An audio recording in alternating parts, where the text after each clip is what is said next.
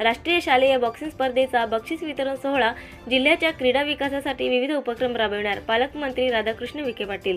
दिनांक 29 डिसेंबर 2023 अकोला जिल्ह्यातून बॉक्सिंग प्रकारात चांगले खेळाडू पुढे येत आहेत याचा आनंद आहे। जिल्ह्याचा क्रीडा विकासासाठी विविध उपक्रम राबविण्यात येतील।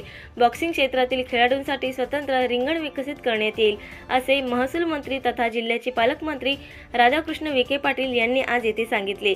वसंत देसाई स्टेडियम येथे 67व्या राष्ट्रीय शालेय बॉक्सिंग व शालेय क्रीडा स्पर्धेचे बक्षीस वितरण पालकमंत्र्यांच्या हस्ते झाले, त्यावेळी ते बोलत होते।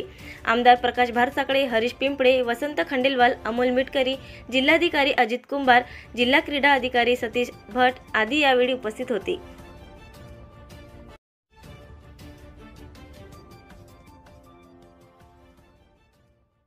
हमारे देश के दूर दराज के इलाके से काफी खिलाड़ी आए हैं और ये बॉक्सिंग चैंपियनशिप आप लोगों के कारण ही यहाँ सफल हुई है, इसलिए आपको बहुत बधाई देना चाहता हूँ।